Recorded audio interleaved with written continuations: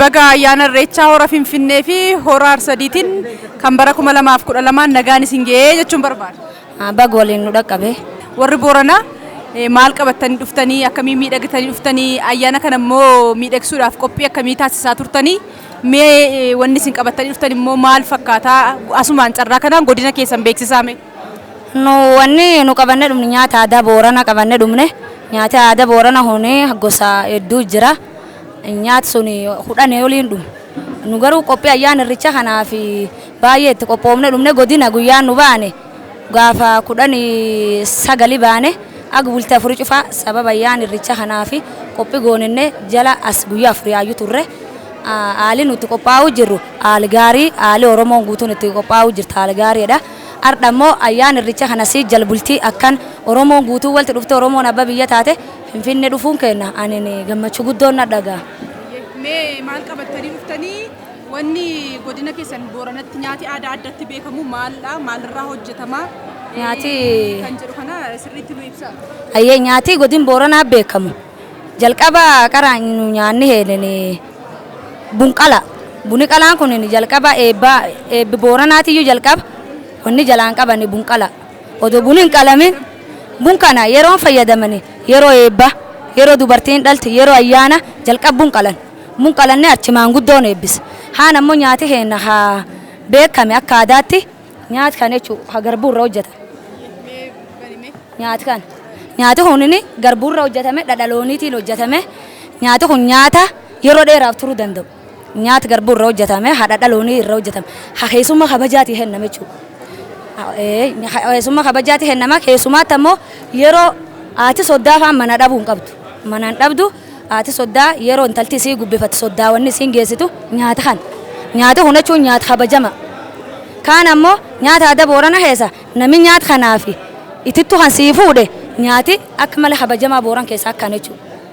Maan ennaani keessummaa tokko isiin dhufte wanni jalqaba fuudhanii fi Booran keessaa taanan yoo aanan qabaate taanan fuutaaf. Haan ammoo yoo dibbee tan qabaate dibbee fuutaaf nyaata garbuurra hojjetaman. Kanaafiyyuu nyaati kabaja. Maqaan isaa kochee jennaan nu. Kochee.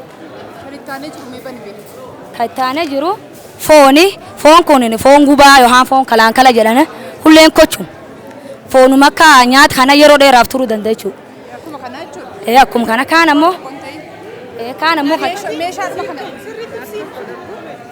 meeshaa kana akka inni tursu kan godhu meeshaa kana dhamoo?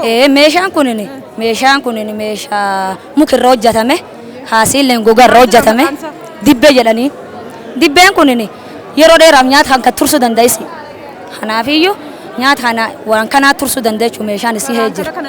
Kalaankala hallee tursuu danda'a kallee yeroo dheeraaf tursuu danda'a.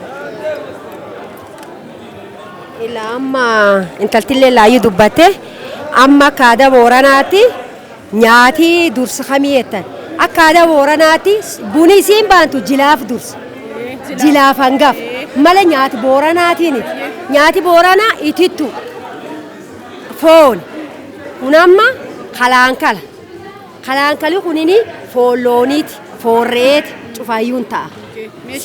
Meeshaan kunini in bocanii dibbeedhanii bocanii gogaa looniitiin gonofani gogaa looniit wanni gonofaniini kana kaan ammoo itittuuni tana itittuu tanaana kan hin naqanii yoo jalqab naqanii jedhanii bishaan isaan oratanii dhaamedhanii bishaan oratanii kun dhuuyyuu medhanii dhuuyyuu tan keekkaa'anii gartee bishaan keessa baasan. Kunini kun dhuuyyuu kun ammoo akkaananii dhuuyyuu mana sun as keessatti initinne dhuuyyuun kan gartee mukaan keekkaa'an yoo mukaan keessin kaa'in aana sun keessatti titanii qaa kan duuchan jechuu tuntana gizee aanan kan dhuguu fedhanii irba jedhanii kanaan irbanii bulleessan hojjenni bullaa'eetti hin jirkaanii aanan kan bakka meeshaan naqatte kun gorfaa jedhanii gorfkan wanni in hodhanii akka qodaa kan hin hodhan wanni hodhaniini waan lamaan hodha Booranii ergemsaan hodhanii oolotaan hodhanii kun amma ka ergemsaatiin ka oolotaa itittuu baatuulleen tajaajila aanan miilleen tajaajila inni waan cufaayyuun tajaajila aanan illee raafataa deebisan mallee kun buna bunu kocheeti buni kunini buna bun kun kakocheeti. Kan buna qaraan alatti dhaqamu. Kana liyyu inni kun amma bun qalee kana qalanii ammum nyaatan sun aananii tooran jechuudha. Kana ammoo aanan itti naqanii bun qalanoo jarra ba'an kaan eegirra ba'an hin boodatti dammi itti naqan. Dam sun hin dudduuba dhadhabasatti naqan.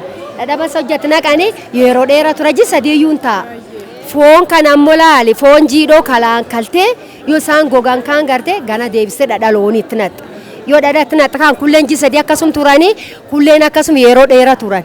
Ammoo bisaan horachuun qaban yoo bisaan horatanii hin hammaatan hojjatti bisaan jala lakkifte bisaan jala maxaxxi goote gartee yoo bisaan goggoffat kaanii waan tokko hin ta'a ji sadiiyyuun ta'a. Bakka nyaati Boorana madaaliyaan kan jechuudha. Baay'ee sin galateeffannaa. Ayyee baga nagaan dhuftan baga geessan. Sanillee baga ulfaadhaa.